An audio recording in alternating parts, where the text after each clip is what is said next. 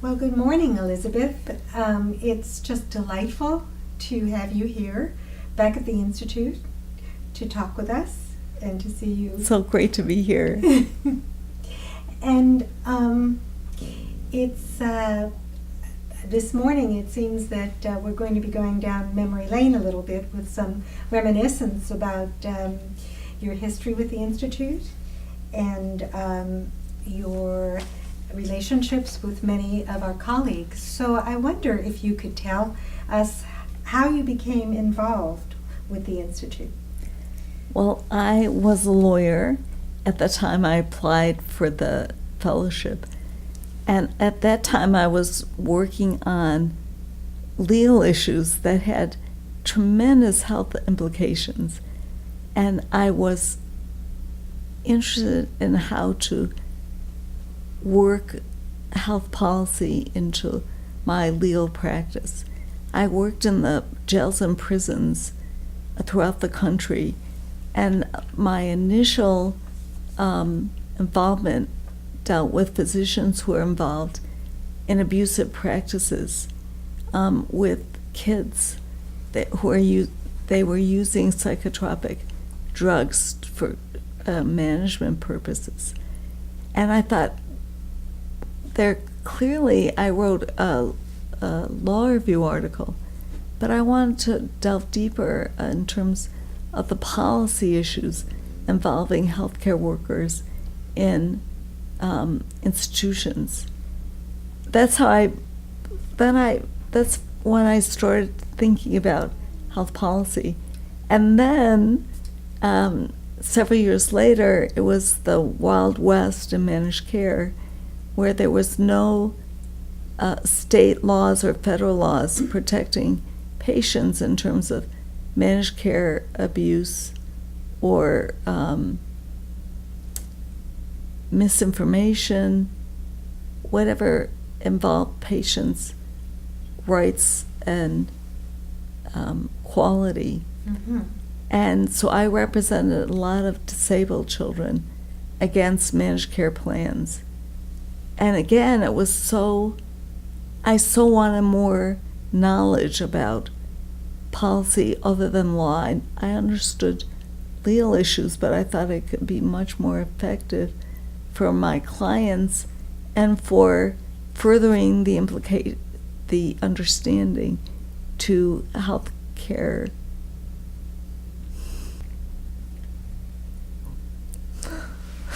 So I do remember your involvement with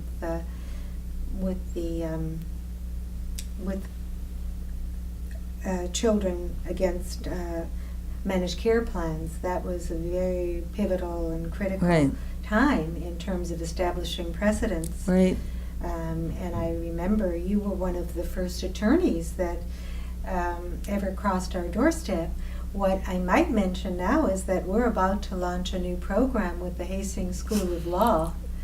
I know that's fabulous yes, program. in health policy and law, which will be, in 2014. We're hoping to. And I'd like to be a part of it in some way if I can. Well, we'll have to see what we can, navigate, because this is uncharted territory. And we fortunately have an excellent group of colleagues at Hastings. There's an attorney named David Fagman who's been working with Dan Dohan, our Associate Director for Training, and they're involved with many others to establish curriculum. It's fine, just take it I away. feel like a old pioneer, because it's now lawyers are working with health policy people, where before when I was working at the Youth Law Center, It was trailblazing. they didn't know why in the world I wanted to work Exactly. at the Institute. And I think it was the best thing that ever happened to me. So, what were the highlights of your fellowship program? And this was the Pew Postdoctoral Fellowship Program. I think you were one of the only attorneys that we have ever had. Catherine Duke came along later. But I'm wondering, Elizabeth, if you can recall what was most meaningful to you, or what was, most challenging, or? That's a very easy question, because what was most meaningful were the people. Absolutely the people. Both the Phil really adopted me, and really,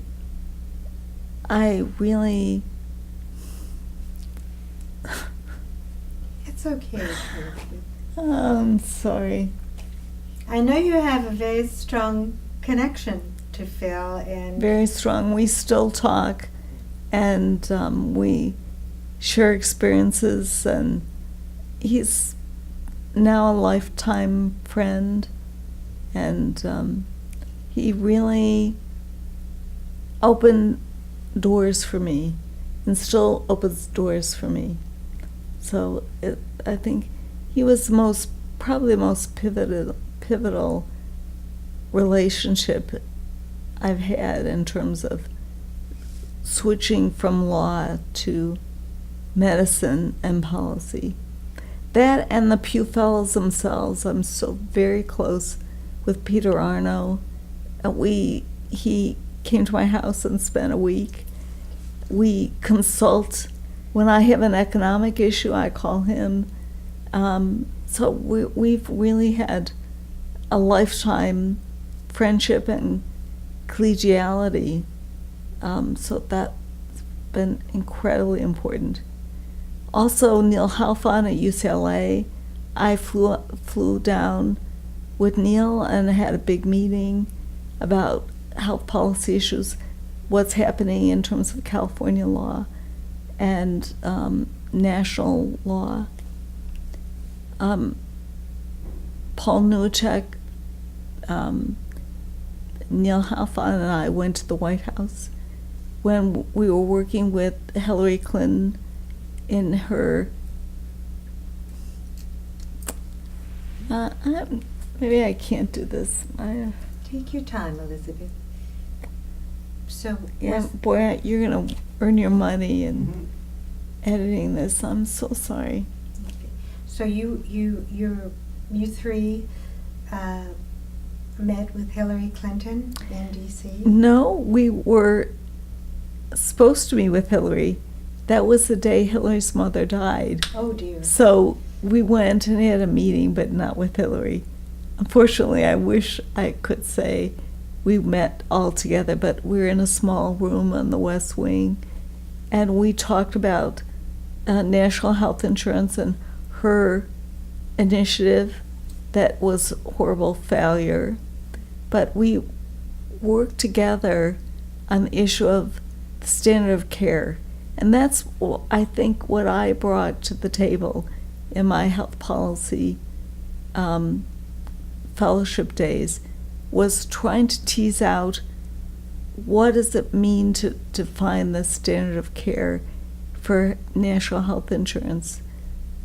Because at that time, children were treated as mini adults.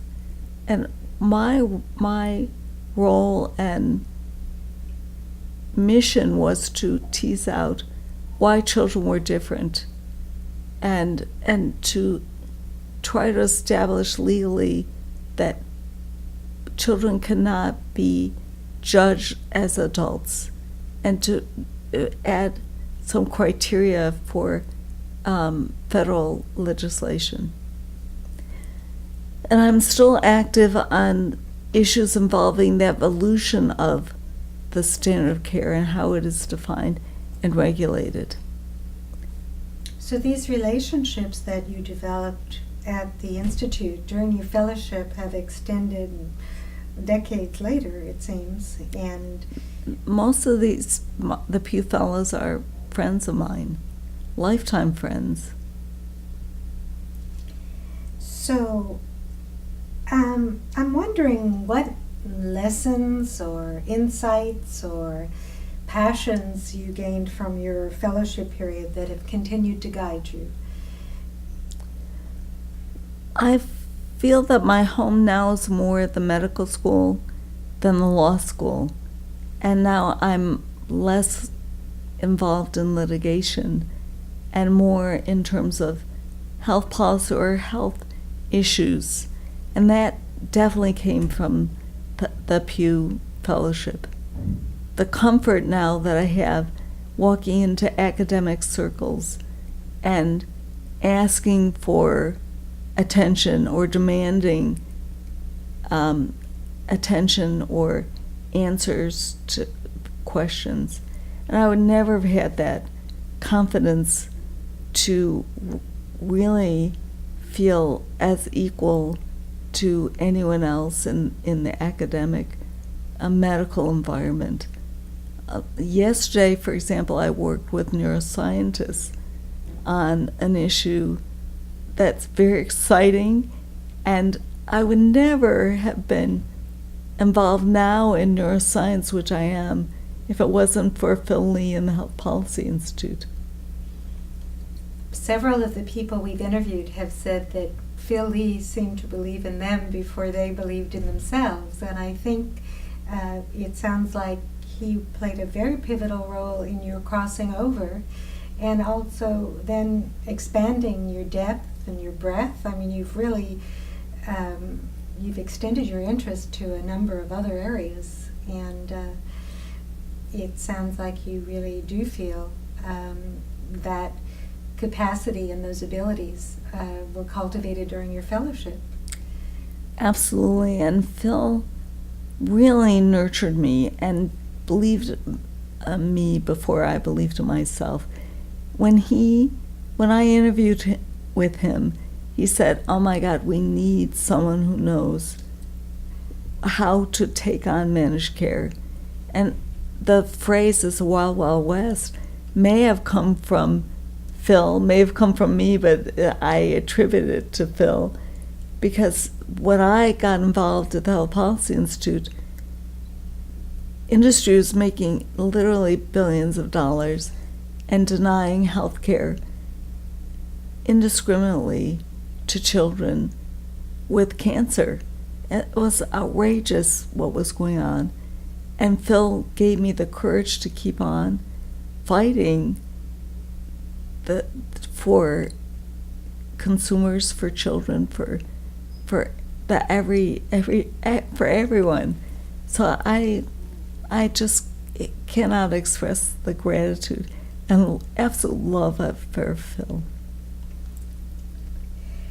I don't know if there are any other questions I should be asking you, or anything you want to add about your experiences with your fellowship, with the Institute, with your colleagues.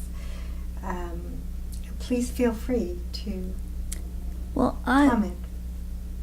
I will, and you may cut it out, but I'm now disabled. When I was at the fellowship, I was not disabled. I have MS, and I have progressive MS, and I'm becoming increasingly disabled. And when I was trying to look at my options as a professional, I could not, because I started losing my voice, I looked for what I can do to contribute. And I became a public interest artist who does mainly neuroscience. And that's because of Phil and the Health Policy Institute. Believe it or not, it impacted my mind, my passions. It's hard to say how much I was changed by the Institute. Because now what I do as I go to medical conferences, I'm now going to be in the Journal of Neurology. I'm a lawyer, I'm not a scientist, I'm not a neurologist. But I do art, I'm now an artist, and I work with practitioners and academics in the medical school to try to make technology and science meaningful to patients and the general public. And I'm trying to use my skills in a public interest way, like I did as a lawyer, but in a very different, who would have thought I'd be an artist doing health policy work? But I think I'm doing that. I'm trying to do that in publications and conferences. I I do books, book jackets, images for scientists. So I love my life, even though I'm now a quadriplegic, and so it's my things I can do are limited. But as an artist, I'm so excited about my life because with my assistant, I'm able to do health policy issues, even as an artist. Going from a lawyer to a health policy person, now as an artist, I'm trying to combine all my skills, and it really does come from the Institute. Well, and the very special person that you are, too. The two. I don't know about that, but I really mean it sincerely, that I am so happy in my life, despite my limitations, and it's because of my time at the Health Policy Institute that I can walk into the medical school and say, look, no patient understands what the hell you're doing. Let me see what I can do to make it understandable. So, and I could never have done that. That is certainly a unique contribution. Right. And you're just doing amazing things. It's I'm sure Phil must be hearing you as you speak and smiling. Well, I do anything for Phil. I think you're among a very large group of people. I know. Elizabeth, is there anything else you might like to say? Because we're very receptive to any of your insights. I think the interdisciplinary nature of the Health Policy Institute, I think, is critical to nurture people from other fields and give them a real in-depth knowledge of health policy is critical, because my friend, like Peter Arno, the economist, it's incredible. I'll always call on him, and he's in New York City. I'm in San Francisco. So I mean, these are lifelong connections. Well, thank you so much for meeting with us today and sharing your experiences and your joy. Okay, that's excellent.